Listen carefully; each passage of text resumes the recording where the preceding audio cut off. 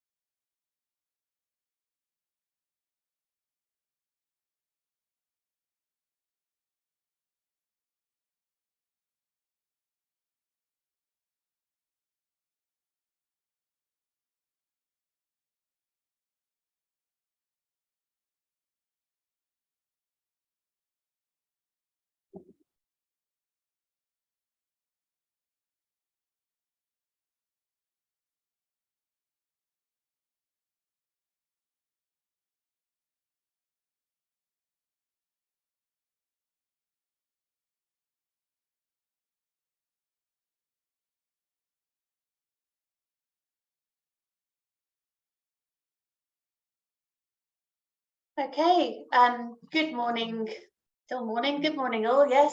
Welcome to Southwest Marine Ecosystems webinar on marine protected areas. My name is Sian Rees and I'm an Associate Professor at the University of Plymouth. And we have a great session today with 6 speakers lined up to take us on a journey through the current activity and policy, management and research in marine protected areas. So just before we start, some housekeeping. These sessions are all set to auto record and we'll be sharing these on the Southwest Marine Ecosystems YouTube channel. The Q&A text will also be included on the YouTube channel. So if you don't wish for any of your comments to be shared, just let me know by direct message or email and we can try and remove those for you. And you'll also notice at the bottom we have the Q&A function. So please feel free to send in your questions at any time and we'll try and respond as we go. If you have a specific question for one of the panel members, then just direct the question directly to them on the Q&A and we'll try and keep up. So not to hold us back, I will introduce you to our first speaker. And it's Jean-Luc Solandt, who is a principal specialist in marine protected areas from the Marine Conservation Society, who will start us on our first update. So you ready to go, Jean-Luc?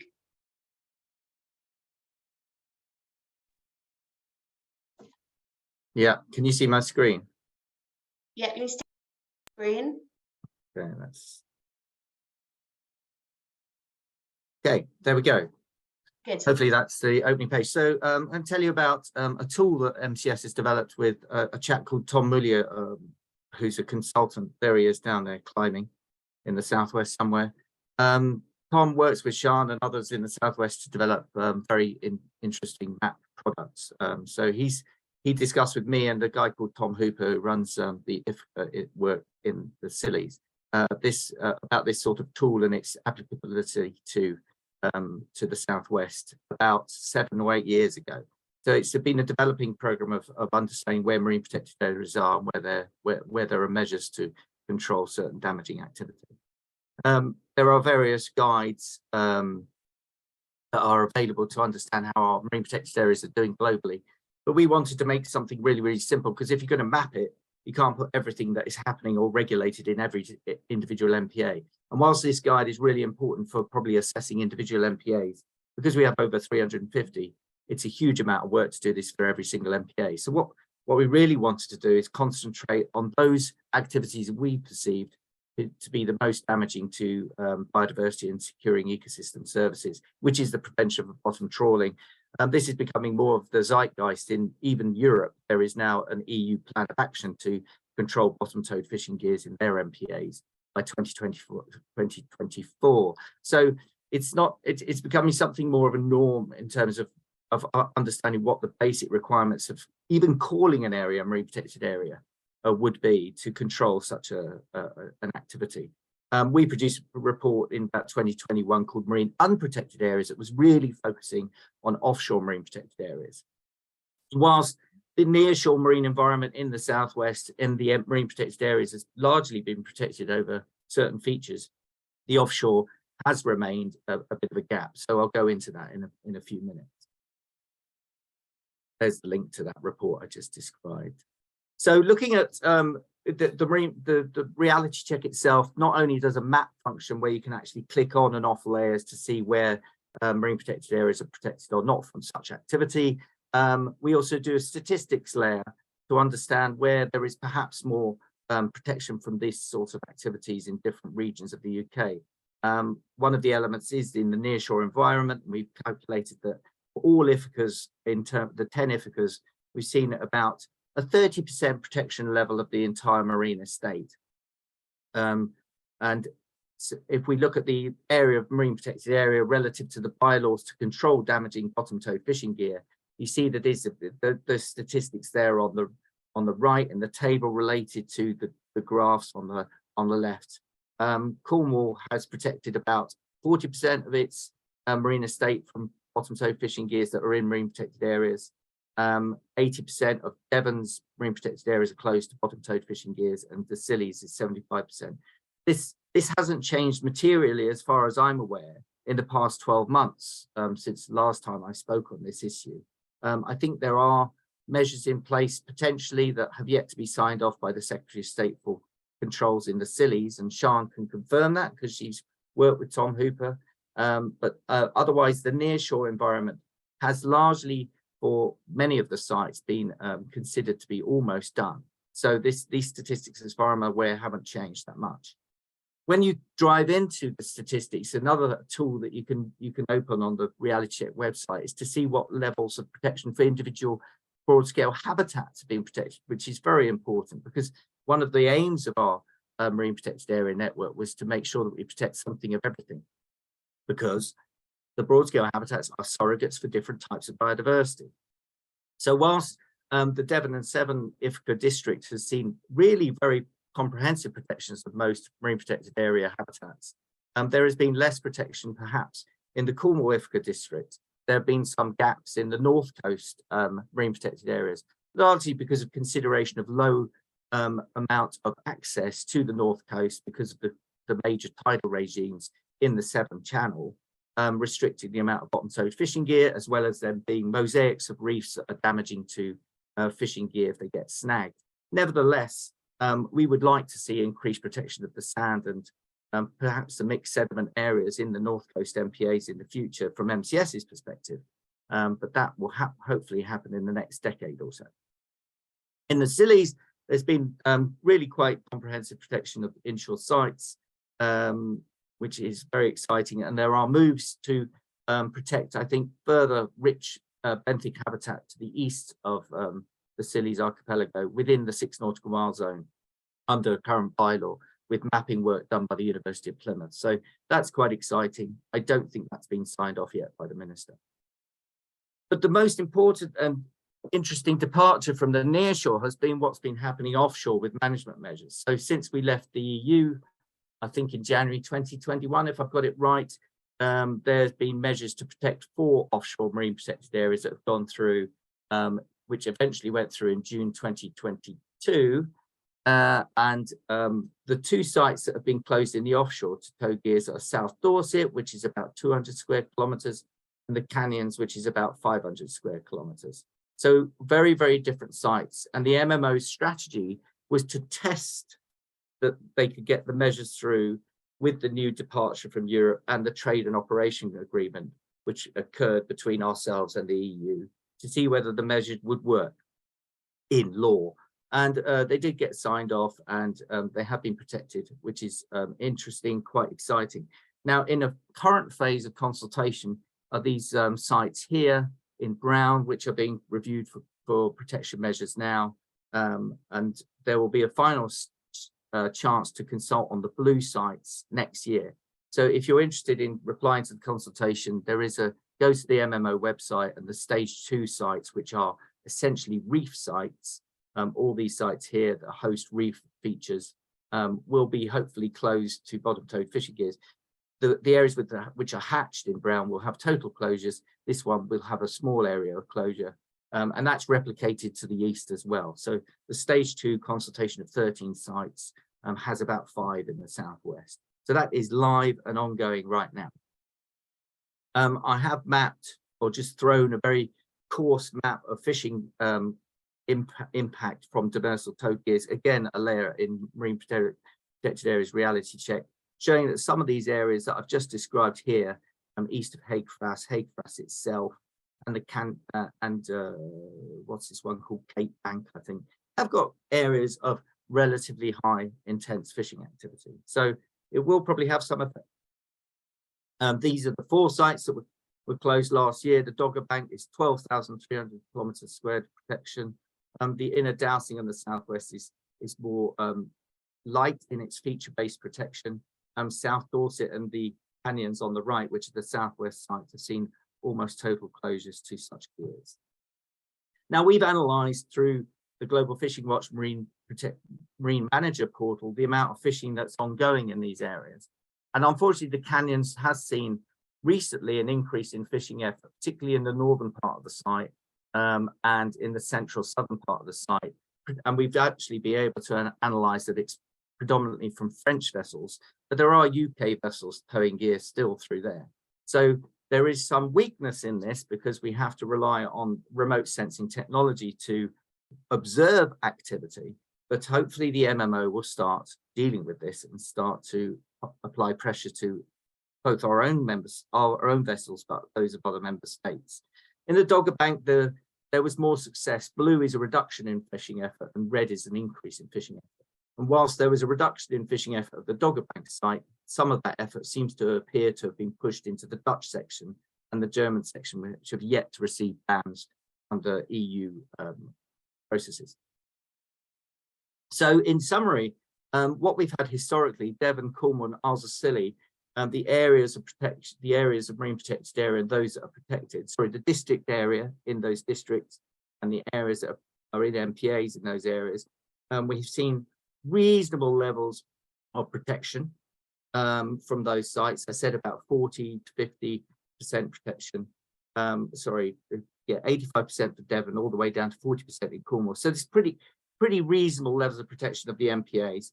And then what's very exciting in the last part of this table is that we have 2 sites which are now in offshore waters in the southwest of 767 kilometers squared close to bottom towed fishing gears, which amounts to 4% of the offshore offshore area of southwest waters.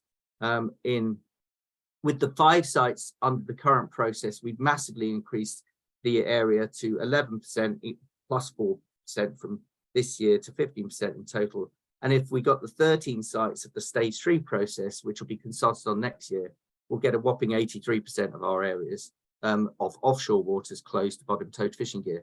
So there's a lot to be still work towards for making our offshore marine protected areas actually relevant in terms of their protection level and then providing recovery to marine ecosystems. Here's those 5 offshore sites that I described earlier that are in current consultation in light of the other areas, and that's the consultation link. And so in terms of the offshore sites, we're progressing quite considerably compared to where we were ever in the past, which is very exciting. But we've got a lot to do in terms of making sure enforcement works in education and communication with our neighbours, and also making sure that the current mechanisms we have can lead to resilient protection measures in these sites. So thank you very much, Sean. I think that's it. Thank you. We have a couple of questions in the chat. One is from Keith, and he says, Jean-Luc or anyone, can you explain how an MPA can help blue carbon capture and storage? There's a lot of delusional nonsense going on around with regard to the UK, especially with seagrass, perhaps aiming to get support for projects and earn polluting, damaging companies carbon credits, or am I just being cynical? No, there is kind of some blue washing around, I suppose, Keith, but by the same token, what do you do if you're offered money to actually do something that actually can protect a habitat that's vital? And Mark will talk about that. You know, we need to get stuff done. And that's the key thing. It depends how that is reported and by those companies, and make sure that they actually are reporting accurate information. It's the most important thing, I think. And there's also a question from Nigel Mortimer as well. He says, great that all known seagrass bed areas protected from bottom-toed gear, but have to wonder that we should be doing more to protect the areas that could support seagrass, or where the existing beds might expand to. Yeah, there's a map on, I think, the ReMEDIES project, which is restoring meadows, marsh and reef, in a different order from the acronym, I'm afraid. But the seagrass, the meadows bit, which is seagrass, there is a map in there of potential seagrass recolonisation zone modelled. So I think that's really exciting. And some of the work that the ReMEDIES has done is also using that sort of analysis to help with restoration efforts and protection efforts. Great. Well, it's good that we're already on the seagrass theme, seeing as the later sessions are a lot on seagrass. So thank you for your questions. Thank you for your presentation, Jean-Luc. And we will move on to Kate. And Kate Sugar is a marine senior advisor for Natural England and is ready to give an update. Are you good to go, Kate?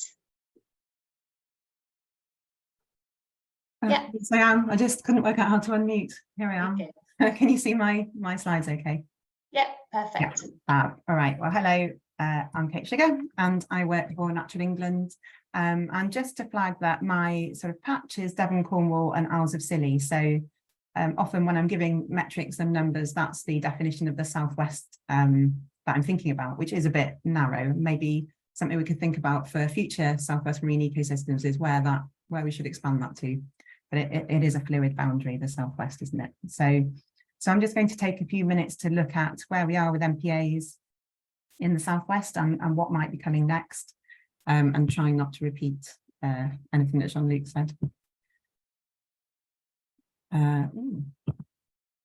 Okay, so firstly, what do we have in our network? Oh, didn't realise it was animated. So let's go back a bit. This is our MPAs.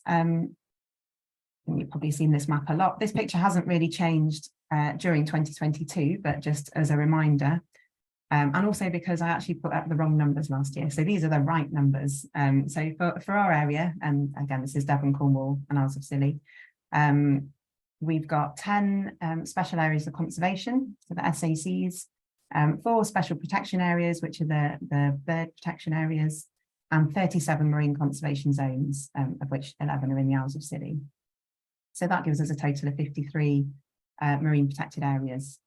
And the reason the numbers were different last year is because there's always some confusion about where you draw the boundary. What is an MPA when you start to get coastal? But this is what we've got. To put that in context, that's about a third of our English MPAs, so a third of the English network. And if you're taking a feature-based approach, which of course we do, then that's 288 designated features within Devon, Cornwall and Isles of Scilly, which again is about a third. It's 28% of the national total. So the Southwest is hugely important for marine habitats, as we know, and species, and that's represented in the protected area network.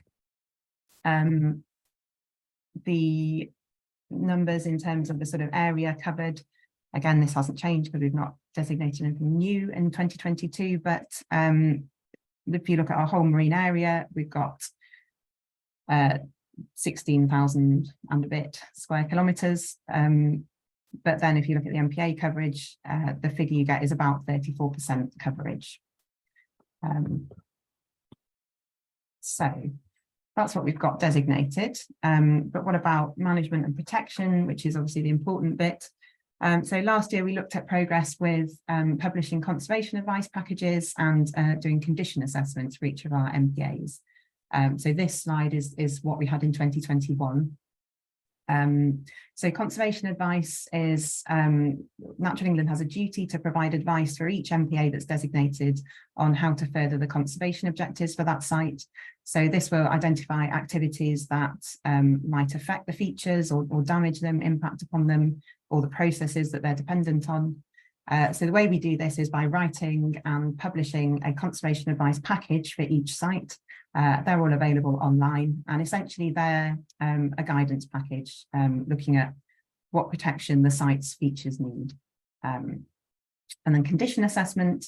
So in 2016, we trialed a new condition assessment method following a standardized approach. So we can now apply this across all of our sites, new and old.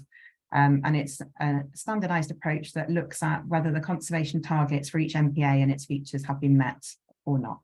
And so far we've been applying this to our special areas of conservation, the SACs, and we will be doing this for the SPAs and the MCZs as well. So it will eventually be rolled out to cover all sites, not before time. It does take quite a long time though, which is why it's happening over several years.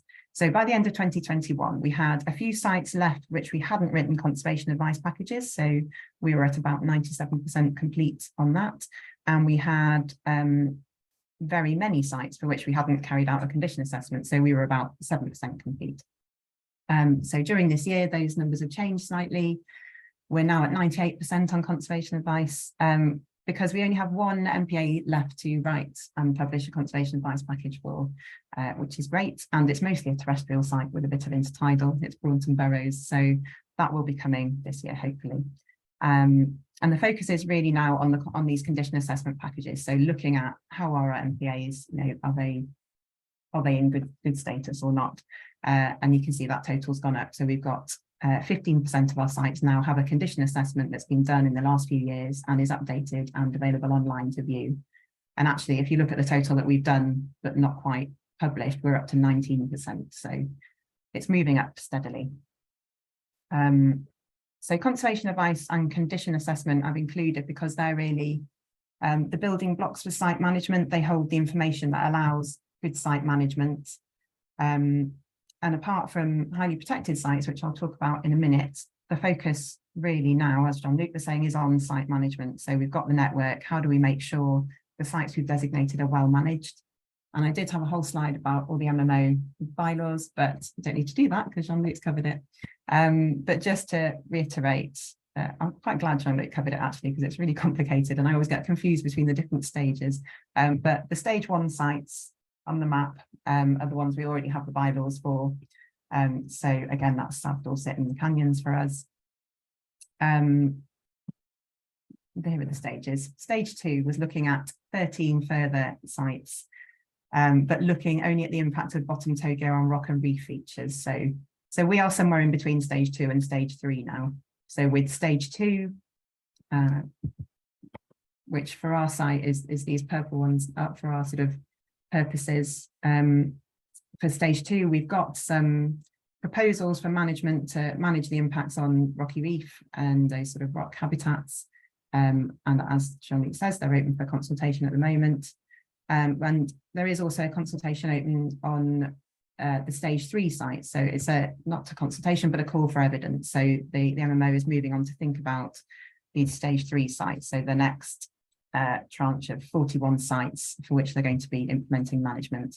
And then beyond that, it's the sort of much larger mobile species sites, which will be dealt with in the last stage. And it's a really, really fast pace of work. There's loads of MPAs, lots of evidence to think about, lots of consultation, and it's all taking place in a really compressed timescale. And the MMO is still aiming to have appropriate management in place for all of them by the end of 2024, which is brilliant because that's what we need, a bit of action. I can't talk about MPAs without mentioning highly protected marine areas, even though we don't have any. But during 2022, there was the public consultation on 5 candidate highly protected marine areas for English waters. The difference being here that the management of the site is really is a given. So instead of designating the site and then looking at it and deciding how you manage it, with highly protected marine areas, it's going to be highly protected. It's whole site protection, and it's protecting everything within that site from any damaging activities. So the consultation, the progress that we had during 22 was the consultation, and we've now got a summary of the consultation responses plus some sort of outputs from that. which is sort of just leaking into 2023. But this is where we are. We've got 3 sites that have been announced that as pilot HPMAs that DEFRA intend to designate. So one is Allenby Bay up in the northwest, Dolphin Head, which is out in the Channel, and northeast of Farns Deep, which is off the northeast coast. So they will have to be designated, if they are to be designated, by July 6th of July 2023, so in a few months' time. And DEFRA have announced that they would expect fisheries management measures to be implemented in early 2024 after consultation. Now, you may have noticed that there is no HPMA currently proposed for anywhere in the southwest, nor was there in the consultation last year. But the Secretary of State has requested that DEFRA explores additional sites for consideration this year. So I think that's quite interesting and hopeful. So we'll see what we're saying next year. Just wanted to finish with a little bit of horizon scanning. So it's not strictly just looking at MPAs, but just what might we be talking about next year in terms of progress, because it is really busy at the minute. There's just loads of stuff happening and it's all quite exciting. And I think a really good place to look is the Environmental Improvement Plan, which is a delivery plan for the environment, building on the 25-year environment plan, which came out in 2018, I think. So this is a sort of 5-year review of that plan. And obviously for marine, this should be considered alongside the UK Marine Strategy. But there's a lot of stuff in this document and it's all quite high level, but it does set the scene for the work that we're going to be doing and that government's going to be leading on with a series of goals and policies. So it's quite an interesting one to have a look at. And I think of key interest, there's repeated mention of the goal of 30 by 30. So that's protecting 30% of our land and sea by 2030. And it's 2023. So that's not very far away, is it? And it is, we are talking about proper protection. So it's not just, I think there's an acknowledgement at all levels that you can't just draw the line on the map and say, tick, we've done that, we've got over 30%. We're talking about, you know, effective protection for these areas. So the document makes reference to supporting MPAs to be in favourable or recovering condition, but it also goes beyond this. It talks about enhancing and strengthening current MPA protection and adding to the network with highly protected sites. But it's not just about MPAs. The document also talks about marine spatial prioritisation, recognising that our marine space is really busy. So that really is work going on in DEFRA and elsewhere at the moment, trying to answer this question about what does the optimal use of our seas look like, balancing, you know, everyone's needs, biodiversity, fisheries, offshore wind, and so on. And it also talks about fisheries management, fisheries management, which you'll no doubt hear more about in the sort of fisheries webinar, and how we can better support marine ecosystems to contribute to net zero. And we're moving in a sort of out from MPAs, so we need to make sure our MPAs are protected, but also thinking about the wider seas now, which I think comes back to Nigel Mortimer's question a bit, so that there is now this higher level thinking about good environmental status and how we achieve that for our seas. So whether that's beaches in MPAs or, you know, seagrass beds outside of MPAs, how do we protect those best? So yeah, some things to think about. Go and have a read of it, it's really interesting. Thanks for listening. Any questions? Thank you, Kate. I think there's quite a lot to be excited about, isn't there? It seems like there's quite a step change, and it would be great over the next few years if Southwest marine ecosystems we can try and keep track of that and actually show the development and the change over the next few years. You do have a couple of questions. There's a couple from Nigel Mortimer, who is just pointing out, he mentions the Salcombe Kingsbridge estuary SSSI might be missing off your map. Outrageous. I'm so sorry, Nigel. Maybe. He says, are heritage coasts also worth a mention? So Salcombe to Kingsbridge, first of all, it doesn't mean it's not important, obviously. We haven't included SSSIs in there at the minute. So that is something that we need to think about. But, you know, as ever, we've got this issue with terrestrial systems and marine systems and trying to link them up. So yeah, SSSIs is something we can work on. I don't know what a heritage coast is, so perhaps they are something to think about. Yeah, I guess it could be a question, couldn't it, around like how other forms of governance are potentially integrated into this bigger picture. I guess things like National Marine Park as well. They're all part of, I think, the next phase that all needs to be stitched together, maybe with like the fisheries management plans, HPMAs, which could also be exciting for the Southwest. Just one question from Keith Hiscock. He says, Kate, is there any intention to review the species and habitats of conservation importance that are listed as designated features in the MCZs? He says the MCZs are generally in meaningful locations, but there are many features that are species and habitats of conservation interest in them that are not included in their designations. So I'm not aware of any plans to review so this is about reviewing the MCZ designations really, rather than reviewing that list of species and habitats. No, I'm not aware of any immediate plans to do that, probably because everyone feels a bit tired when they think about trying to review MCZs and we've only just designated them. But it is going to come up, isn't it? Especially because we have to start thinking about our MPA network as not just doing what it was designated for, but now we've got all these additional considerations, like what is it achieving for blue carbon habitats and, you know, amongst others. So I think there will need to be another look at MPAs to see, can they be doing more than they already are? But that's not a promise that government is thinking about that at the moment. But I'm sure it will come up. Well, thank you very much, Kate and Jean-Luc as well, for just two really exciting presentations on what's coming. And it's a good time to be in MPA management and policy at the moment. Things are positive and moving in the right direction. So we'll move on now to the next part of the Southwest Marine Ecosystems webinar, where we're going to just focus in on seagrass ecosystems and some of the science and management that is going on at the moment. So I welcome Martin Attrill, who is Professor of Marine Ecology at the University of Plymouth, for the first talk. Thank you very much, Sian. You see my screen okay? Yep. Good. Okay. What I want to do today is just give a very short outline of an ongoing project that we've got going on here in Plymouth with these range of partners led by Plymouth City Council.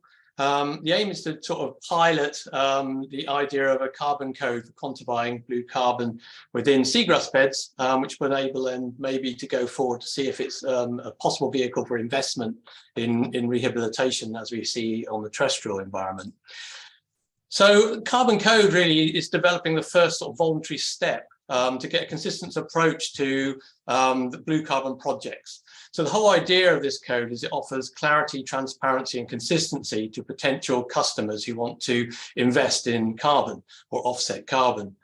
And it means that because it's got a sort of consistent approach, which has been agreed across the practitioners, it provides that reassurance that if anyone is going to invest long-term in carbon in seagrass beds, say by developing a new seagrass bed, that their actual the contributions are going to realistically be still there in a long period of time, and also actually generate the amount of carbon that they hope to be investing in. But the trouble is, to do this, we need quite a lot of rigorous data to actually understand how much carbon is within seagrass beds and its value.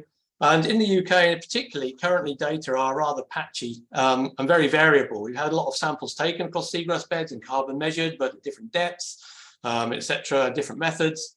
And you get the feeling that perhaps this is overhyped. You can see, I think Keith left a message earlier in the webinar about this. We see headlines like this about seagrass storing 35 times more carbon than rainforest, which doesn't really ring true for anybody who's working within this sort of field. So we need a standard methodology. We need to get some better idea of the rate and amount of carbon that's been stored by seagrass beds. You know, how deep a core do you need to take to actually, measure the right amount of carbon? How fast does that carbon build up? We really don't know.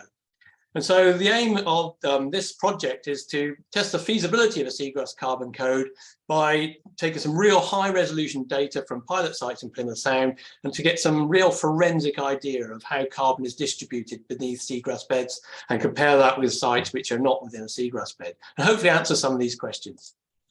So the sort of data that's needed to actually move forward with assessing whether carbon credits and carbon codes are possible within seagrass beds, we clearly need to know how much carbon is stored. What's the stock? How much do we have there?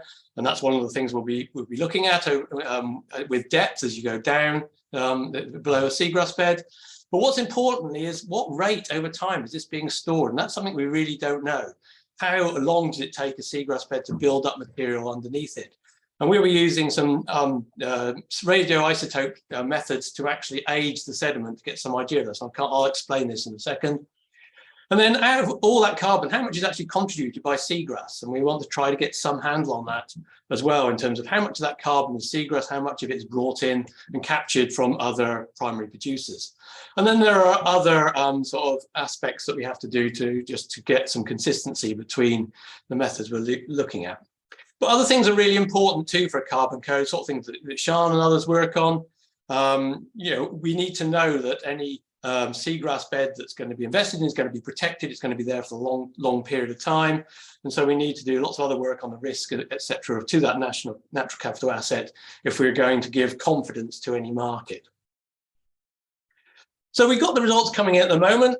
We hope to complete all this by the autumn, but I thought you'd be interested to see just some of the patterns that we're seeing to get some idea of the detail we are actually managing to put together for how carbon is distributed below seagrass beds. So what we have done is taken samples from 3 different sites in Plymouth Sound, in Drake's Island, where there's a really dense seagrass bed that we know has been there quite a long period of time.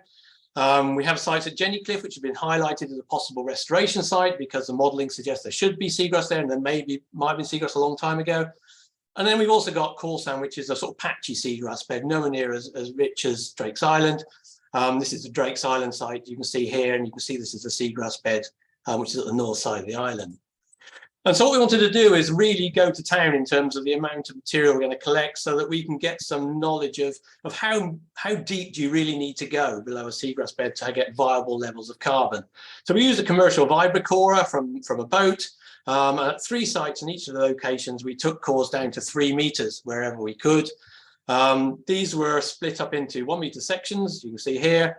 And then what we've done is the top meter, we've analysed every 1 centimeter slice as you move down the core, and then we've gone every 5 centimeters lower. So we've got about 140 or something like that measures of carbon and the other values for every core that we've taken in Drake's Island, which is where we started our analysis. We want to know what's going on in the seagrass bed first. So this is at a resolution that hasn't been done before, and we hope to be able to see the patterns and advise on what the best way forward is in terms of sampling carbon under seagrass beds. So the one thing I mentioned that's really important is how do we age the sediment? How do we understand how quickly carbon is being put down under seagrass beds? And as I mentioned, we can use these 2 radioisotopes, lead-210 and cesium-137, to get some handle on how old the sediment is. Now, lead-210 is a radioisotope that decays naturally over a known time period of around about 120 to 150 years. So if you can actually trace the disappearing, you can get some idea that that was probably something like 120, 150 years ago. But an even more accurate way of dating the sediment is using the peak in cesium-137. And in 1963, there are a huge number of nuclear tests around the world, and the remains of those nuclear tests can be seen in sediments across the globe. And so if you can actually find a peak in your core of cesium-137, you kind of know that's probably 1963. And we have detected that peak around about 15 to 16 centimeters down. So this is 1963, which will mean that the top 15 to 16 centimeters is around about 60 years old. So what we have got here is actually quite a very slow deposition of material underneath the Drake's Island seagrass bed, where it takes around about 3 to 4 years to lay down 1 centimeter of sediment. So this whole core of 3 meters, we could be going back 1,200 years, which is really exciting in terms of the type of thing we can look at. But it gives us a basis to understand the actual rate of carbon being put down in the seabed beneath these type of habitats. So in these cores of a whole, we can then analyze the carbon within them. This is the inorganic carbon fraction. We tend to focus on the organic carbon fraction. Most of this comes from calcium carbonate, from shell material and other material in the ecosystem. What's really interesting here is now we can put dates on this you get some very interesting long-term patterns of calcium carbonate and thus inorganic carbon as you move back in time. So you can start asking really interesting questions of why this might be. Does this indicate changes in the amount of bivalves or other, where's all this calcium carbonate coming from that's getting into the sediment, and why is it changing? But it gives you some idea of the type of long-term patterns over time and depth that we can see within our cores. Now, the interesting thing, of course, is the distribution of organic carbon, which is the type of thing we look at. And when we actually put a whole core together here, this is using the elemental auto analyzer, so it's really analyzing exactly the amount of organic carbon you've got. You can see that the actual patterns over time are quite variable. You get some huge peaks of carbon being put down, other times when the actual carbon levels are much lower. This is for the whole core, so this is going down about nearly 1,000 years. This is the top 50 centimeters, so we're probably talking around about 200 years. And this is really interesting when we start looking at the patterns of carbon beneath the seagrass bed, because you can see that in recent times, it's been pretty consistent. There's been fairly consistent levels of carbon being put into the sediment. Then if you go back a bit further, you can see again it is fairly consistent. And between this, we have this really big peak and chaos of carbon being put down. So when we put the dates to this, it's really interesting that this change in the pattern of carbon equates to around about 100 years ago, the 1920s, 1930s, which just by happen coincides with the large die-off of seagrass beds in the UK due to the wasting disease. So are we seeing any patterns here of higher amounts of seagrass depositing more carbon, denser seagrass early on? Then you're getting all sorts of chaos as there's a breakdown in the seagrass beds and a loss, and then it's settled down again to fairly consistent amounts of carbon over the last 50, 60 years. So we're interesting patterns, but also you can see, well, if you took the top 10 centimeters, you would get one value of carbon within your sediment. If you took the top 30 centimeters, because you're hitting this peak, the actual levels of carbon that you'll be reporting are quite different. So it's not a consistent pattern of carbon deposition as you move down the core. And that's important, you know, what do you actually report? And in the literature, you often see that carbon is reported in the top 100 centimeters of a core, or actually extrapolated to 100 centimeters. And if this dating here is any indication of the sort of rate of seagrass beds, this is around about 400 years worth of carbon. Is that suitable years to actually be reporting the amount of carbon which seagrass beds are storing? As an aside, we're also doing work comparing our elemental analysis with loss on ignition methods, where you burn the sample and burn the carbon off and reweigh it, to have a look at the relationship between those two and see whether this simpler and cheaper method is actually going to be a good proxy for the amount of carbon that's stored. The other thing we wanted to know is how much carbon, how much seagrass is actually in all that carbon we've just measured. Is it the bulk of the material, or is it actually pulling in lots of algal production, etc.? And one way we can investigate this is to have a look at the stable isotopes of carbon and other elements within the sediment. Because when you look at plant biochemistry, different types of plant with very different evolutionary routes actually have very different photosynthetic mechanisms, and they can take up the ratio of carbon 12 and carbon 13, the heavier stable isotope, in different ratios. And what you can then do is take seagrass material and measure the ratio, and you can see that the ratio is very different from a lot of other primary producers. And this is a really fantastic marker to indicate primary productivity in ecosystems. It's used as a really great tool for food web studies. But for example, if we took a sample of our sediment and we found that the actual ratio is coming out round about here, we can then conclude that practically all that material is seagrass. If we're coming much forward down to the -20, -30, it could be that most of the material we're seeing is actually algal material rather than seagrass material that's being built up. So it'd be interesting to see when we get these results where on this scale these measures lie. It also may give us some indication of how long a seabed has existed, seagrass bed has existed. We are actually finding pieces of seagrass way down the cores, so we can see physical evidence that seagrass was there 100, 200 years ago at least. But this may actually also indicate much further down, do we have any evidence that seagrass was there? So what will we do with these data when they're complete? Well, what we'll be able to do is give some really good details of carbon stocks in these studied seagrass beds, but we can do that for different time periods. So we can provide how much carbon was put down in 10 years, 20 years, 50 years, 100 years. Which of those is the most viable and useful method or parameter to use? We also be able, when we've got the results from Jenny Cliff, to have a look at bare sediment and seagrass beds and look at the difference in carbon levels. So what subsidy, what bonus do you get from seagrass beds in terms of adding carbon to the sediment? And importantly, which we haven't been able to do before, we can get some idea of the rate of carbon buildup on the seagrass bed, how much carbon is put down per year, per 10 years, etc. And perhaps some more interesting ecological type questions is, how much of this is seagrass, but also are the seagrass beds capturing other carbon sources, which are clearly very important. What we can do is then feed these data into this pilot study, model the numbers, and get some idea of whether the actual economics stack up in terms of a possible investment in seagrass beds. And finally, we'll be able to define what method perhaps we need to use, how deep we need to go, how thick the slices need to be, so that we can actually standardize a method to actually assess the amount of carbon in seagrass. Okay, thank you very much. I hope that gave you a good overview of what we're up to, and happy to answer any questions. Thank you, Martin. We don't have any questions. We have just an observation from Bob in the chat. Carbon in Posidonia is very different structures to Zostra, but I think we got that. Oh yeah, and I think a lot of the time it's been, for those of you who don't know, in the Mediterranean, Posidonia is a very, very unusual, long-lived and fascinating seagrass bed. And it puts down this mat, as I call it. It's like a peat layer underneath, which builds up over time. And is very, very long-lived and is there and locking away a lot of carbon. A lot of the real sort of excitement about seagrass comes from the measures from Posidonia, because there is huge amounts of carbon under there.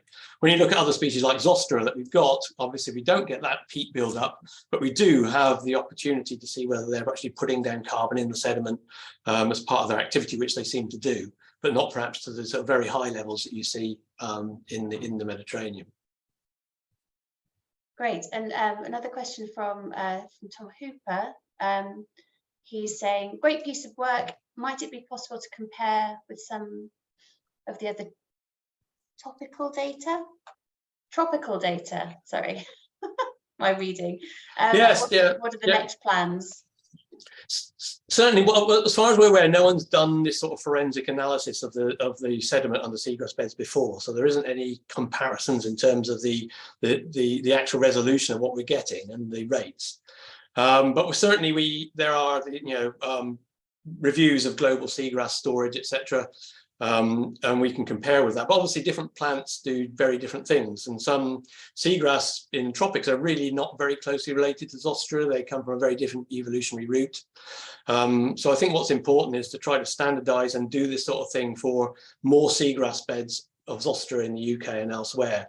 All we're doing is looking at one seagrass bed, and what would be good is to see how consistent these patterns are. But it takes a long time. We started analysing these cores in July last year, and we still have only fully completed one. The actual dating itself, for example, takes months to actually detect the amount of material that's needed. So it's a slow process, but it'd be really great, Tom, to actually do stuff like from the Scillies or from Mounts Bay, and working with colleagues down in Exeter and also Sophie and people who are working on these seagrass beds, to see if we can start taking some other of these big deep samples just to get some consistent measurements. Yeah, I think it's going a long way as well to kind of ironing out a lot of the questions that are coming around development of carbon codes and offsetting, and how seagrass, potentially links in with that. So yeah, thank you very much. Great. Okay, thank you. Okay, good. Our next speaker is Sophie Pipe, and Sophie is the Seagrass Project Officer for Cornwall Wildlife Trust.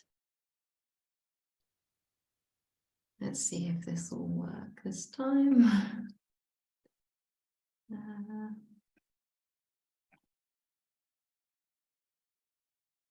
Are we having similar problems, or is it okay? we're on the notes page again. Yeah, notes page again. Okay, sorry, bear with me.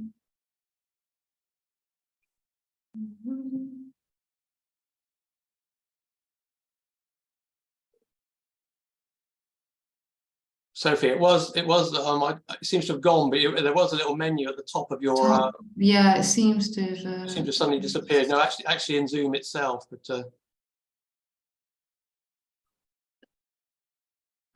you might want to stop sharing and start again, perhaps. Yeah, let's try that.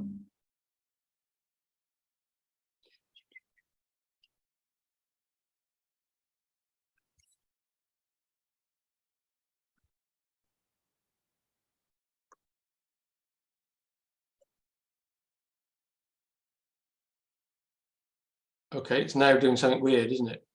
Yes.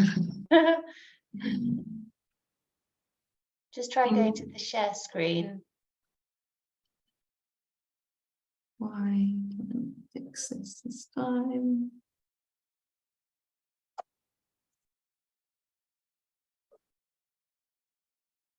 Okay, go back in again. Let's just one more time.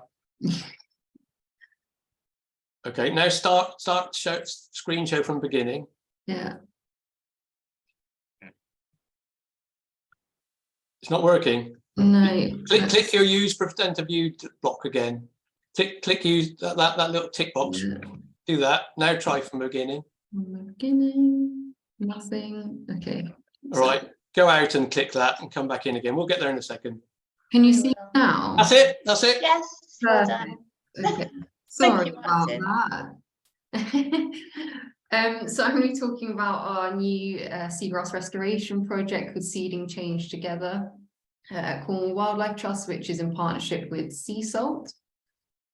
So we've got 2 species of seagrass in Cornwall. We have our subtidal species, our common eelgrass, and we also have our intertidal species, which is our dwarf eelgrass, Zostera nulti. So this is what our project is focusing on. Thought I'd run through perhaps some of the differences if people aren't familiar with it. It's the lesser known species, I would say, here in Cornwall, and it inhabits our intertidal mudflats rather than our subtidal environments, which we all see on our lovely snorkels around Cornwall. And as we've already discussed, our seagrass meadows are in decline, and we've lost a huge amount of them. So some studies think that we've lost up to 90% of our seagrass within the last century, but we know that we've lost around 30% since the 1980s. And so this study is a 3-year funded trial, and our aim for this is to come up with a low-cost, effective method of restoring our intertidal seagrass, Zostera nulti, here in Cornwall. And we split this 3-year study into 3 stages. So we're pretty much in stage 1 still with our feasibility and initial trials. So this is, we have a selected site where we're running some small-scale trials to identify the most effective methods that we can use, that are also low cost and easily accessible and easy to apply on a larger scale. So we did our first year of planting trials just this summer gone, and we're kind of waiting for the results now, which hopefully will lead us into stage 2, where we can evaluate our successes but also our failures. And through this, we hope to refine our methods and improve our methodology, as well as exploring any other new methods that we think might be suitable for our sites. And then at the end of the 3 years, we hope that we'll have a confident methodology where we can start to look at feasibility for project expansion. So looking at our historic data of where seagrass maybe once was, and finding areas where the environmental conditions are appropriate for restoration. And through this, we hope to collaborate with our community groups, so particularly our local marine conservation groups. We have an incredible range of marine conservation groups here in Cornwall, and we really hope to get communities involved in that and get them involved in active restoration. So our site is the Fal Nature Reserve, which is in our Fal and Helford Special Area of Conservation, as well as the Upper Fal Estuary and Wood SSI. Why did we pick this site? Well, for one, it's one of our nature reserves. We really feel privileged to have some Zostera nulti in one of our nature reserves, but also it lacks some of the usual pressures that you might find in our special areas of conservation here in Cornwall. So it's really hard to access the site. You can only access by foot, through permission, through landowners, and through boat it's incredibly challenging to reach unless it's high tide. And usually even then you can't access the site without kayak or a paddleboard. So this removes some of the boating pressures that may be present elsewhere in the SAC, such as anchoring and mooring and just general boat damage. And then in addition to this, there's limited combined sewage overflow sites around, which means we're not too worried about external pollutants in the area. And there's also limited intensive agriculture. Another thing which a University of Exeter study highlighted to us was that we do have potential for carbon storage. It's incredibly variable. We've heard that in our previous talks already, but when we look across the board at sites within the Fal and Helford SAC, we can see that Ardmore, our site here, has little variability within the carbon content that was analysed between deep, middle and shallow sections of our seagrass beds. So we hope to explore this further in the coming years. So since starting the project in July, we've been doing lots of monitoring. We've been busy on site doing various kinds of monitoring, particularly looking at percentage cover and abundance and health of the seagrass that's already present within our site. We needed to identify that our beds were stable before we could even consider any forms of restoration. And we also wanted to identify areas that we could use as donor meadows so we could do some seed harvesting, but we wanted to be confident that these meadows were strong and healthy enough for us to be harvesting our seeds. We didn't want to do more damage than good. We've also been doing drone surveys. Drone surveys can be pretty challenging on our intertidal meadows because we get big algae mats that come and sit on top, and then differentiating between our seagrass and our algae can be challenging. So we're working alongside some incredible experts at the University of Exeter to develop an effective drone methodology. In addition to this, we're looking at impact assessments. So something that's obviously a priority for us is ensuring we're not damaging this sensitive habitat. So alongside our seagrass, we've also got the mudflats. They're incredibly sensitive, but also incredibly valuable in the area. So we're always monitoring the impacts we may have on the meadows and how we might be able to mitigate that. We're also looking at water quality, and we're monitoring our sea development as well. This year, we're really hoping to develop our biodiversity monitoring because it's not all about carbon capture, and it's not really something we want to solely focus on. We want to look at all the other benefits of seagrass and how restoration may support that. So we're just starting to develop our methods for that. And we also want to look at sediment analysis to build on the research that Exeter have been doing. This is a little snippet of the mosaic from our first drone survey. And as you can see from the photo here, this is from the ground truthing we did. You can see the algae that sits on top of the seagrass and some of the challenges that we may face through this. I just wanted to point that out. And then we've looked at CSOs. This is a hot topic, particularly within this area at the moment. And we've seen from the data that there's been big increases in sewage overflow incidences in the past few years. So we wanted to evaluate if this may be a concern at our site. And our site is way up here in the Upper Fal, and we identified these two areas as our closest ones. The one at the top right has had 45 incidences in 2021, equating to around 40 hours of sewage exposure. In comparison to the rest of the SAC, this isn't too bad really, and alongside our own water quality monitoring, we hope to keep an eye on that. Yes, so we're using our own water quality parameters, but alongside this, we've also been using the West Country Rivers Citizen Science Kit, which we're really fond of, and in partnership with our water quality reporting, we're finding it very useful for monitoring. One of the reasons we're doing this is, one, it's an incredible initiative that's really popular within our estuaries here in the southwest, but also on top of this, we hope when we can get communities involved that they can then go and do active monitoring of potentially future sites for restoration and really get hands-on involved in the project. Other things that we've been trialling, which is exciting, alongside Plymouth Harbour, we've been trialling in situ seed storage. So rather than having a lab set up, we've been trialling the rotting phase for our seeds in the water, and we've been using a prototype from the University of Bournemouth, which is called the C5 pod. I've put the prototype images because me and the camera don't get along very often, so my photos are terrible quality, so sorry for that. And then on the left-hand side, we also have a lobster larvae container from the National Lobster Hatchery, which they've kindly loaned to us to trial seed storage. And we found that both work really well. The viability of our seeds is definitely not as high as if we had a lab setup, but we still had viable seeds, and the rotting process seemed to work very well. So we were really pleased with that this year, and we'll continue to develop that in the next few years. And then we did our first small scale small scale restoration trial. So we looked at transplantation, which is where you get units of seagrass and you cut them at the rhizomes and you replant these out. Image A here, this is an R seagrass, but it gives a good demonstration of how we did that. We used strips of bamboo as biodegradable staples, and we stapled and secured our units of seagrass into the ground through that. And then additionally, we looked at using the Hessian bag method for seed planting. So once our seeds had rotted down, we'd mix our viable seeds in with broken down plant matter, as well as mudflat substrate that we collected from our site. This got mixed together and put into Hessian bags, and we've been trialing different ways of planting these at our site. So what's next? Well, it's a little bit of a waiting game for our successes and just to analyze our results. And we hope from this that we can learn. It's a huge, steep learning curve, and we're already beginning to refine our methods, ready for the next harvesting and planting season. But on top of this, community outreach and education is really important for us. We want the community to be with us every step of the way for this. And lots more monitoring. So developing our biodiversity monitoring, expanding our water quality monitoring, and ensuring that the sites that we select in the future are feasible and able to actually support seagrass and its establishment and growth. So yeah, thank you very much. And any questions, let me know.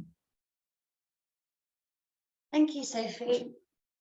It's a great sponsor as well, having sea salt as well. Yeah, they've been supporting loads of projects locally. They're excellent. Good.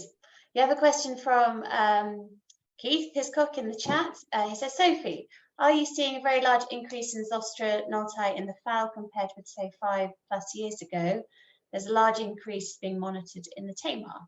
I wouldn't say we're seeing a large increase, but we definitely are. So we've got, for this site particularly, this is the only site that we're aware of in the Fal and Helford at the moment that has noltai that's present, and we have data from the Environment Agency on extent data back to 2008. And for the past 5 years, the bed has been slowly increasing, but it's definitely not been a sharp increase. This year, actually, we've seen the biggest increase so far since the monitoring started in 2008. So that's really positive. And we're going to continue to monitor that annually with the Environment Agency. Great. And a question from Mel Austin. How do you get community engagement in such a remote location and without damage to the bed? It's a very good question, and at this site in particular at the moment it's a challenge because our permissions mean that on the mudflats we can have a really small group of people. So at the moment the way that we're engaging communities more through community outreach, but the hope is that when we start to look at feasibility at other sites where it's not so remote, then we can start to get large groups involved. And say this year, I mean, there's lots of hours that go in with volunteers with seed processing. It doesn't necessarily have to be directly on site that they can help us with. So that's something we're looking into for this summer. Wonderful. Well, thank you very much, Sophie. Thank you. Our next speaker is Vicky Spooner, and Vicky is the Environment Manager for Fal Harbour. You ready to go, Vicky?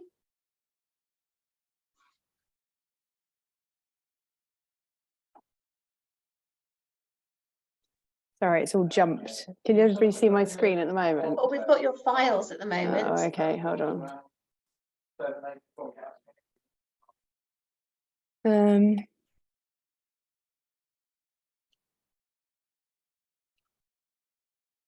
Hopefully that's the right screen now. That's the right screen. Just need to go to the slideshow. There we go. Can never, no, it's gone on the wrong screen again. Thought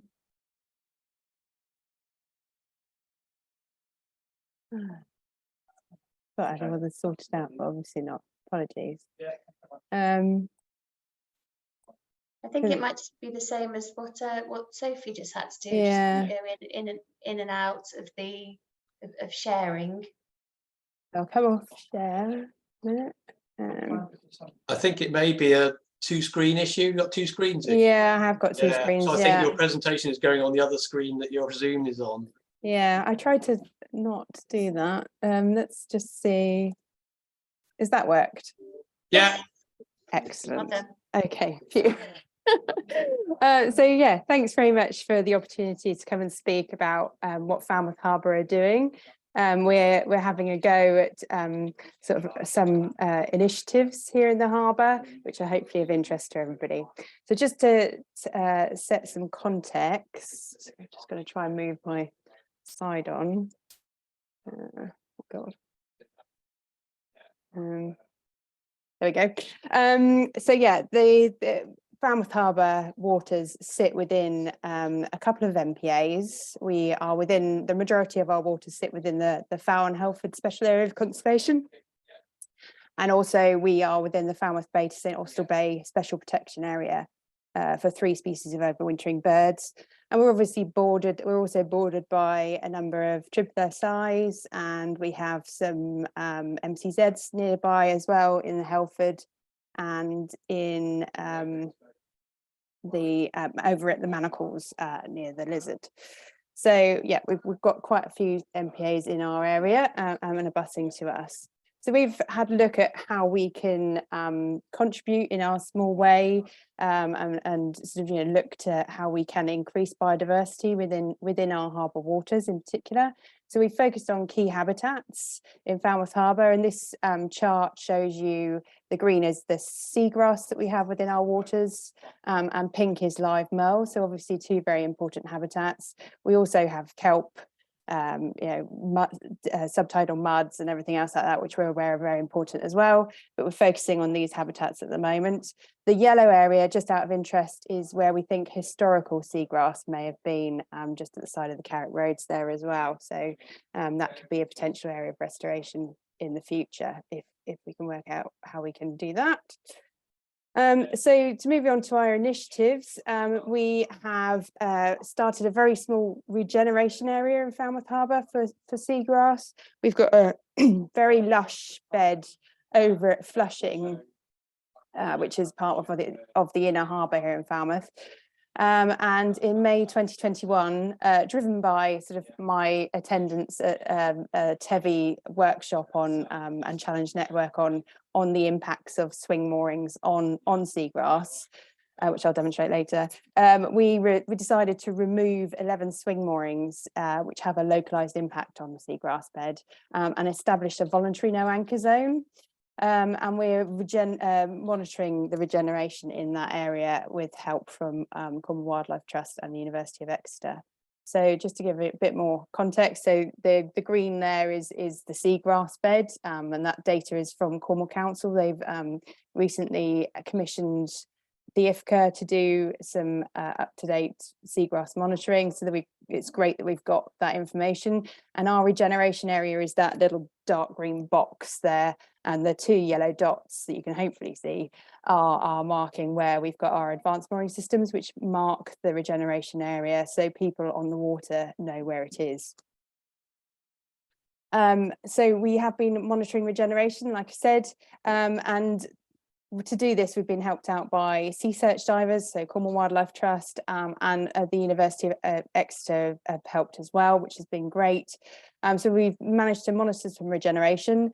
As you can see, there's some blue squares there, which is what they measured outside. So we've taken a central point inside the scour patches left by the moorings that we've removed, and they've measured out so northeast, northwest and things like that from that central point to give us a measurement. And the blue area is what was in existence in August 21, so a couple of months after we removed the moorings, and we were very lucky to get the area dived again last year. And that is the yellow box. So you can see that the rhizome structure of the seagrass bed, the subtidal zostera, is actually regenerating, helping those to regenerate. So just proves that when you remove the impact, the seagrass can regenerate, which is great news. And it's great to share that data with our harbour users as well, and thank them for their contribution to not damaging that seagrass bed by avoiding anchoring in it. So it's been great to sort of give that feedback to people using the harbour. So we've managed to do that, which has been absolutely fabulous. And also we've been working with the Ocean Conservation Trust to mark sensitive seabeds in our area.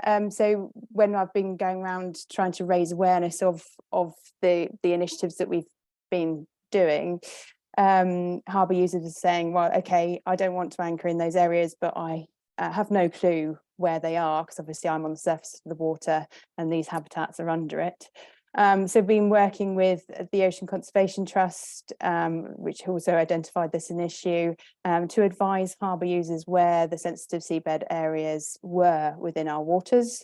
And we've popped these yellow marks out and raised awareness using a number of different methodologies, one of which is me going around talking to all the sailing and yacht clubs in the locality. And we've also trialled these beer mats.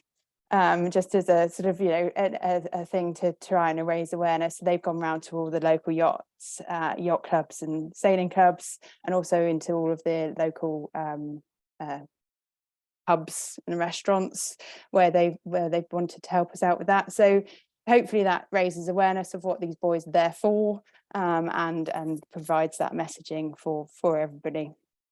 And we also did a bit of environmental DNA testing with the Ocean Conservation Trust, just to try and monitor biodiversity, and also hopefully going to try and monitor changes in stakeholder opinion. Cornwall Council commissioned, worked with a master's student last year to try and assess behavioural opinions around these sort of restricted voluntary no anchor zones. So hopefully we might be able to repeat a similar study in a few years' time to see if changes in stakeholder opinion have been generated, and hopefully are now more positive.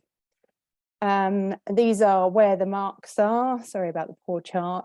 So we've done them all, put them out all along the beaches, which are quite popular tourist beaches, and across the live mole bed, which is at St Mawes Bank, and also at the mouth of St Mawes Harbour there, which has got a lot of seagrass and live mole there.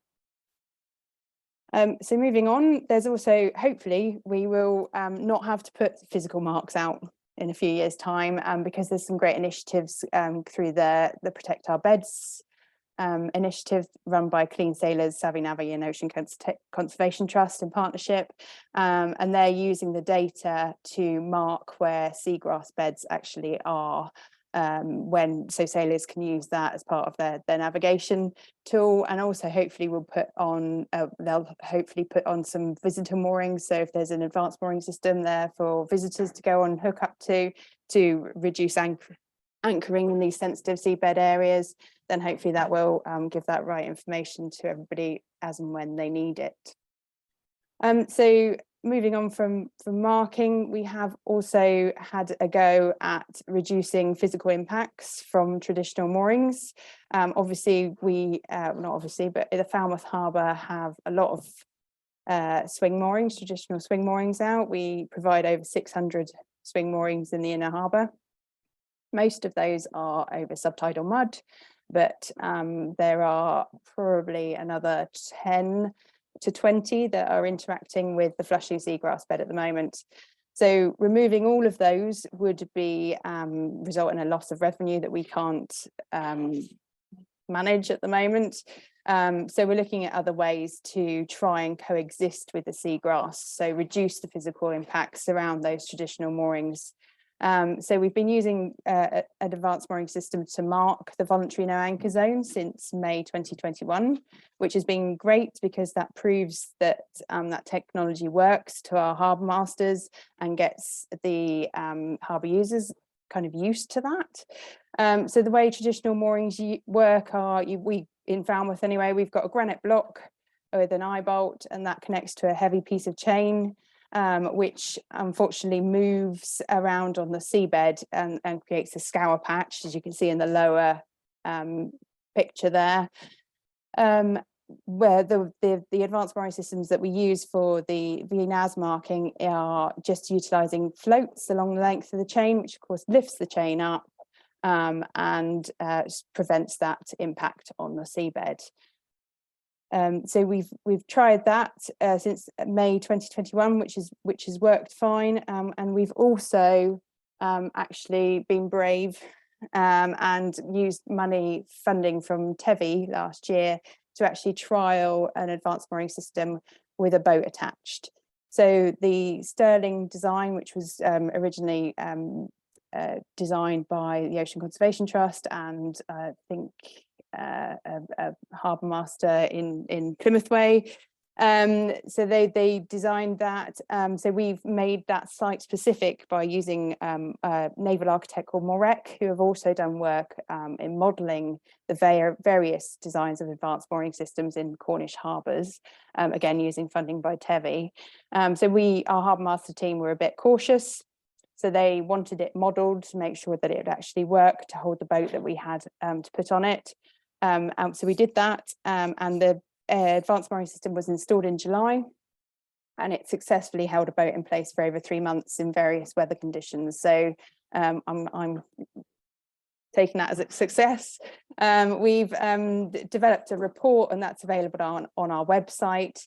And as part of that trial, we also tried to test various components of the mooring to see how the changes to the mooring makeup affected various things that to do with the boat. So as you lift the chain up off the seabed, you change the physics of the mooring. So basically more load goes through cleats, which is what attaches the boat to the mooring.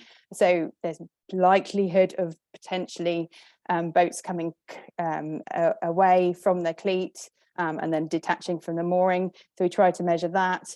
It is increased with advanced mooring systems, but not to any extent that would mean that the cleat should fail. We also try to look at vessel excursion. As you can imagine, we've got over 600 swing moorings here in the harbour, so they're tightly packed together. So we need to understand how those boats are going to move and how they could potentially interact with other vessels in the area. And so we managed to do a little bit of that, but not as much as I would have liked. So it was successful, but there are concerns over navigational safety due to the proximity of the floats and chain to the surface of the water, particularly at low tide. So as the tide drops, the chain sort of daisy chained under the floats, and it is quite close to the surface of the water. So we feel that there's might be further research and trials required to make sure that we can work on those and understand how they can potentially be used in other areas of the harbour. So that's what we've tried to do to try and sort of coexist with seagrass and live merle within our harbour. And we hope to do a little bit more to further understand our impacts and where we can reduce them. We're very lucky to work with Sian and one of her master's students last year to create natural capital understanding of our harbour waters and come up with a risk register, which enables us to sort of prioritise actions. And also we can explore options with other partners or existing partners to fund more initiatives to help reduce those impacts where possible. And we're also working with Attrill England to hopefully install a water quality monitoring buoy at Flushing. It's fully funded by Attrill England. We're hoping to work with the University of Exeter to understand more about how water quality is impacting on that seagrass bed that we've got our restoration area within. So that's it from me. Happy to take any questions. Wonderful, thank you, Vicky. Some great innovations there in the mooring systems as well. Lots to think about. You have some questions from some of the other panelists actually in the chat, and the main question seems to be around how was interest around the voluntary non-anchoring zone and how successful has actually been. We've not, there was some monitoring going on by Attrill England, which I participated in to try and look at and monitor, the boat use of the area. So we have got that data coming, hopefully. So we have tried to measure that. We did extensive stakeholder engagement, and there had been occasions in the summer, I don't know how many times it sort of represents that somebody came and anchored, but people from the beach were ringing us and are telling us that people were anchoring in the voluntary no anchor zone, which is great because then we can send a boat out and provide some awareness raising through our regulation officer. So I think it's been quite good. I would like to do more to monitor the effectiveness, really. Yeah, I think I love the beer mats. I think that's a genius idea. Yeah. Anything to get the message out, really. So yeah. And Jean-Luc has said that they have the same buoys in Portland Marina to show yachts where to avoid anchoring. So his question was also about, has it worked? And it would actually be really good to have a chat about experiences of these voluntary no anchor zones. I know Plymouth would also be really interested as well. So yeah, really happy to chat further. And again, it would be great to sort of try to measure that stakeholder engagement piece and try and monitor that further in some way. So yeah, if we can come up with a methodology of doing that, we can share across all sites, that would be great, because then we can start comparing. Yeah, great. Well, thank you very much, Vicky. Our final speaker is Mark Parry, and Mark is Head of Ocean Habitat Restoration at the Ocean Conservation Trust. Thank you, Sian. Can everyone hear me? Yeah. Yes, right, I will try and share my screen.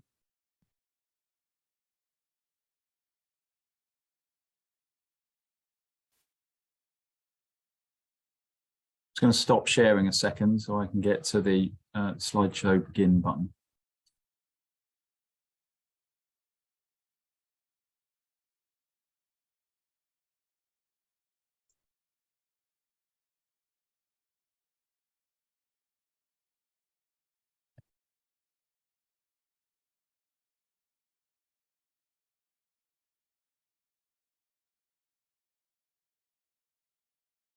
You just need to go to the. How are we doing?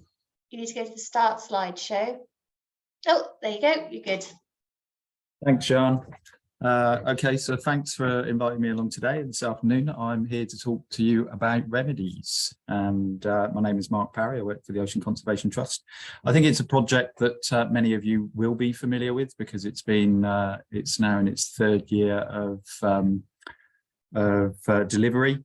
And the project has been awarded a time extension, but a non-financial extension. So it will run to 2024. And it's a partnered project between Natural England, the RYA, Marine Conservation Society, TechF, so Plymouth City Council, and ourselves, the Ocean Conservation Trust. And we head up the restorative side of the project. So that's what I'm going to update the group on today. Hopefully this slide's changed. So EU LIFE Recreational ReMEDIES, it's a multifaceted project of engagement and concrete conservation actions. So different partners take on different elements of delivery. And as I said, the point that I'm going to talk to you about and update is the restorative side. So at the beginning of the project, we said that we would aim to restore 8 hectares of subtidal seagrass within 2 of the SACs in the project. There are 5 SACs in ReMEDIES, but for the restorative efforts and from the habitat suitability models, we've decided to focus upon Plymouth Sound SAC and the Solandt SAC. We said that we would try 2 different techniques of restoration within those areas. We tried seed bags and the on-growing of seedlings for transplanting or translocation into those areas. So we divided that between 4 hectares in Plymouth Sound and 4 hectares in the Solandt, with a target of seed bags and seedlings. In Plymouth Sound, we've created a voluntary no anchor zone, which many of you may be familiar with, and there is a chart on the side of the screen there. The grey sort of hatched area, the irregular polygon, is the habitat or the outcomes of the habitat suitability model. The yellow area is the licensed area that we have permission to continue or deliver our activities in. And inside that yellow polygon, there are 4 blue rectangles. And each one of those is 200 meters long by 50 meters wide, which means each one of those is a hectare. And we really divided those down so we knew where we were putting our effort. So I think many of you are familiar with the, firstly, I suppose we've collected Zostramurina seeds from various different parts of the south coast. We've collected circa 2.5 million seeds so far, collected by the dive team in Falmouth, Loo and the Solandt. And they've all been collected under an exemption and with sort of coordination and discussion within the remedies team, where is the most acceptable place to collect those seeds, because we obviously don't want to be collecting seed material from SACs that are, or MCZs that are failing their condition assessment. We've matured those seeds over the autumn, and we found that the majority are healthy. However, we do have some fungal issues and bacterial issues. So we find that the fungal infection within the seed affects the viability. It sort of rots the inside of the seed. And then when we apply pressure to it, it's a bit like squeezing a spot, for want of a better expression. It just the contents of the seeds squeeze out, whereas the healthy ones remain solid. There are bacterial issues as well on the outside of the seed coat that can affect our germination and our growth.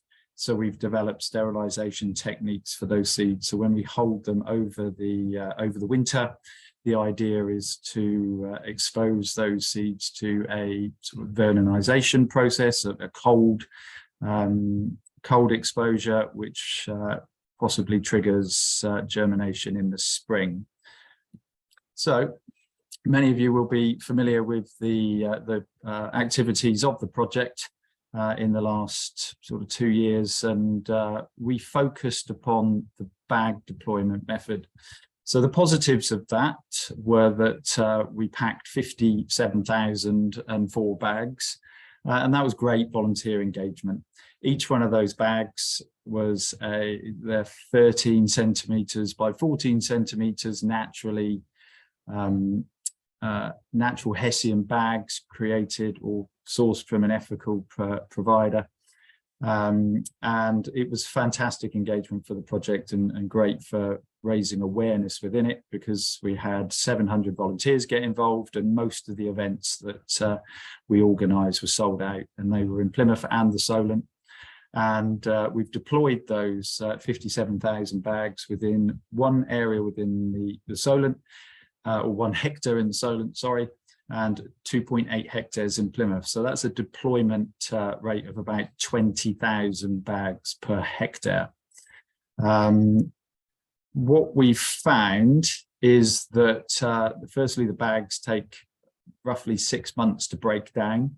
They maintain sort of structural integrity, and there's an illustration. It's might be quite hard to see on people's screens, but the bottom picture, there are a couple of little seedlings coming out of the Hessian bag, and we've observed reasonably low germination rates within this technique of circa 5%. We found that the plants were slow to grow, and unfortunately the seedlings washed away in Plymouth Sound before they could get established. So there are a small number of plants within the area that we've deployed, and again, above the picture is the deployment area. We've run sort of deployment lines down those blue designated areas or hectares, and we tried to monitor how they've performed. So slow plant growth, which has really resulted in the seedling not being able to get established before the bag has rotted, and then subsequent shear stress on those bags has removed the sediment and whatever Hessians remaining, and unfortunately the seedlings. In the Solandt, we found that the bags washed away quite quickly due to currents, and with increased sort of tidal speeds through the Solandt, and in the area that we deployed them, which was off the mouth of the Bewley, we found that the current passing through the bag was sufficient to wash the sand, or the horticultural sand that we put in, as well as the nutrient, and the only thing that remained on the within the bag when it became buoyant or able to be moved was the seeds. So we've collected a vast amount of those from the foreshore. So probably not a suitable technique for subtidal seagrass restoration, but it may be suitable for intertidal because it's possible to get the bags into the substrate so that they avoid those shear stresses. But also within remedies, we said that we were going to try growing seedlings within a lab and translocate or transplant those mats out. So there's an image there of many seedlings within our trays. It's a plastic tray lined with cotton so that the sediment doesn't pass through the mat. It is a natural coir mat, again filled with similar planting media that we were using within the bag. So it's a horticultural sand with some nutrients, and you can see that there's a large number of seedlings in there. We plant 100 seeds per mat, and we've observed an average germination rate of 35% and even reaching 96%. We hold those seedlings for 90 days, and they're in a very controlled environment. So they're within a laboratory within the National Marine Aquarium, and they are exposed to an 18-hour photo period, 15 degrees, highly filtered water. So it's very clean, nutrients fed. We feed the seedlings nutrients when they are about 2 to 3 weeks old, and they start taking on a slightly translucent appearance. It's really an indication that they're lacking in the nutrients that they require. So really they're cared for by technicians, and which is highly labor intensive, and as you can imagine, expensive, and also requires a very specific facility. So what we wanted to do was deploy these seagrass mats within areas that were not covered by the initial seed bag deployment. And in the illustration or the chart there on the right hand side, that darker polygon in the center of the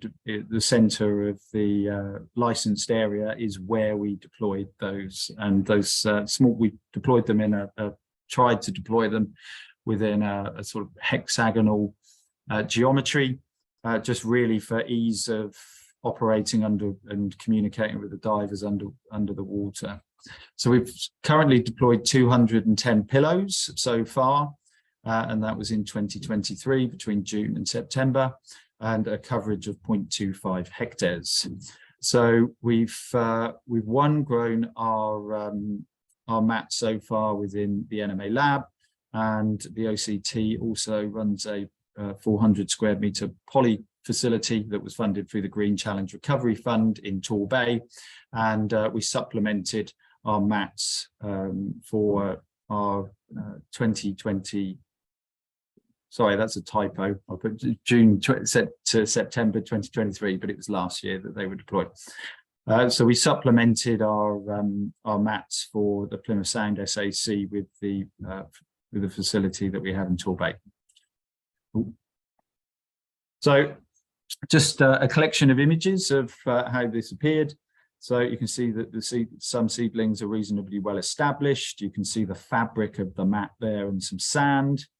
That's a lower quality image, but again, we've got the natural hessian, the sand, and you can see in the background there, it's reasonably bare sand with some detritus floating around. And again, similarly, apologies for the quality of the image. When I transferred them from my computer, I think I've managed to compress them. And on our deployment dates, we also managed to find the occasional bag that was still there. And as you can see, there's quite a bit of epiphytic growth on there. The bag's it's still structurally sound and integral, and there is a small seedling in the center of the picture. It's a bit blurry. So deployment in Plymouth Sound took place on the 13th of September, and we deployed the mats from the NMA lab. So we refer to those as Seagrass Mat Technology 1, and subsequently the the mats that were grown within the polytunnel facility were deployed on the 27th of September. The mats were deployed on bare sand. It is worth noting that there was seagrass within the vicinity. So within the restoration site, historically, there has been sort of tennis court sizes of seagrass. So it's we're keen to avoid those. There seemed to be little life within the target deployment site as well. And as I've said, there was sort of free floating detritus within the restoration site. So we returned on the 23rd of February this year to monitor our results. We figured that allowing the plants or the mats to overwinter was probably the best gauge of success rather than just monitoring a couple of months later during the summer. Positive to report that the mats are still in position, even with some reasonably large winter storms. So that's a positive. The mats have a light covering of sand from around the site. And so there is some deposition of sand, which is great. There is some scour around the mats. I think that was our primary concern, was that the shear stress of whether it be through wave action or through tidal action, that they were dislodged. And there seemed to be additional life on the deployment site. So from the illustration at the top, the divers observed quite an unexpected result, and there was a large number of juvenile seagrass plants around the mats, which was unexpected. And the top sort of diagram there represents the mats. There's still some very small juvenile seedlings in those mats, but there seems to be an expansion of seagrass coverage in between the mats. And again, there's a pretty rudimentary image on the bottom there of the mat with what the divers have observed so far. I suppose it was unexpected in the sense that deployment took place in September. We returned in January. And we'd expect to see a sort of period of dormancy for these plants. However, with many terrestrial plants, they do spend the winter or spend energy building rootstock over the winter. So there's a couple of explanations. And what we observed was that there's plants growing to the edge of the mat. Again, here's some pictures from the mats. You can see the mats taken on quite a different appearance. They're slightly dusted and covered in sand. It was quite a murky day, so there's a bit of plankton in the water. But there seem to be young, juvenile, fresh plants. Again, this is a slightly better image. You can see the pin. We've used iron pin to secure the mat. And there are seedlings still maintained within the mat, but larger seedlings around the mats. And again, this image sort of demonstrates that there's coverage in between the mat technology that we placed in. So the hypothesis for this regeneration is that there's natural recruitment, not related to the intervention or our restorative efforts. We would hope that that's not the case. And probably reasonably low likelihood, since the area is not regenerated for the whole time that we've been monitoring it. It's possible that seed bags have worked and that the seed maintained within the seed bank has just taken some time to restore. However, we did place these mats within the areas that we did not deploy the seed bags, so reasonably low likelihood. Hypothesis 2, the seagrass mat technology has aided natural regeneration. So whether that's through a process of sediment capture, hydrodynamic flow, additional nutrients that's been placed into the site through the installation of the mats, and plant signaling as well. Which is a slightly more complicated question or hypothesis to try and answer. And the final hypothesis is the propagation of rhizomes from the seagrass mat technology. So the rhizomes spread and died off in the mat, or the rhizomes spread and dormant within the seagrass mat technology. So reasonably encouraging results. However, we're slightly we're at the beginning of the process of trying to answer how this has worked. I suppose most importantly for ReMEDIES and the delivery of the project is that we just need to try and replicate this this event, and we can understand why once we've repeated the event. So additional restoration work that's going to take place in 23 and 24 is identify the fungal, bacterial and algal communities hindering the development of the seed germination and seedling growth. The seed trials will continue. So whilst we felt that the seed bag method was not suitable for subtidal seagrass restoration, we're currently in the process of developing a specific gun, a sort of pump, if you like, that would allow the seeds that we've collected and cared for over the winter to be pumped into the sand, and we'll monitor sort of germination there. We've got plans for circa 500 more seagrass mats, again, sorry, typo, to be deployed from the NMA lab. And these are all dependent upon alterations to our marine license. And is it possible that there is a microbial probiotic that can be added? And is that something that has enabled plant signaling? Obviously, if we can find a less labor-intensive methodology or approach to restoration than using divers and growing plants in closed conditions, then obviously that's advantageous for scaling. And I think what's most important is that we need to improve our monitoring capabilities. So we're in sort of conversations with some local hydrographic surveyors about support of ROV photogrammetry, so taking photo mosaics of the seabed to see how these plants are changing and what alteration our intervention is having on the seabed.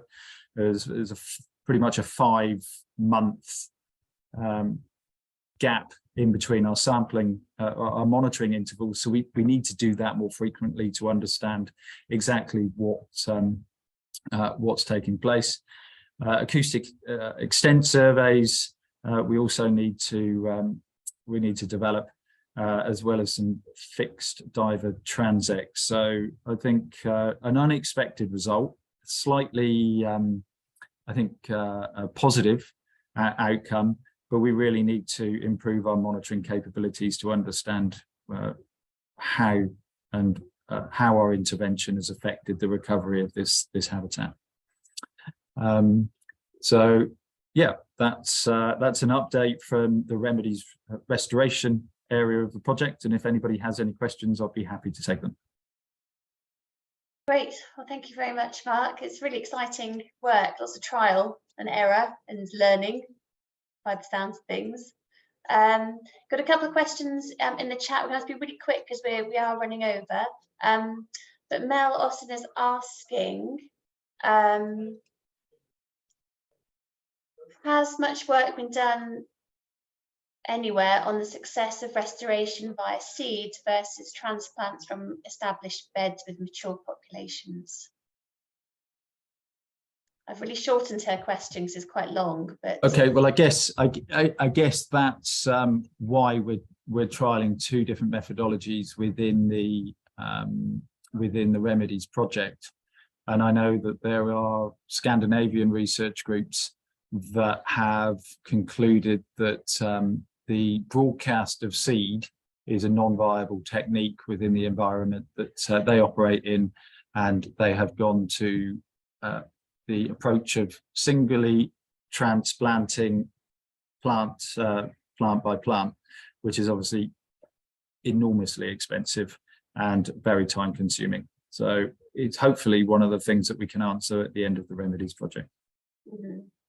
And also she asked, is the hydrodynamic effect of the mats encouraging local propagation from settlement and the spread of rhizomes? Yes, so I think this is something that that we do need to answer over the next 12 months, 18 months before the end of the project. And if we're fortunate enough to repeat the success or the results, then that might enable us to infer whether it is hydrodynamic or plant biology. Great. Well, I'm going to draw us to a close. I'd like to thank all of the speakers who have joined the Southwest Marine Ecosystems webinar today, and also thank you to our audience who have listened and asked some great questions. So thank you all very much, and keep an eye on the website for the final report and the update from this year. So enjoy lunch all. See you.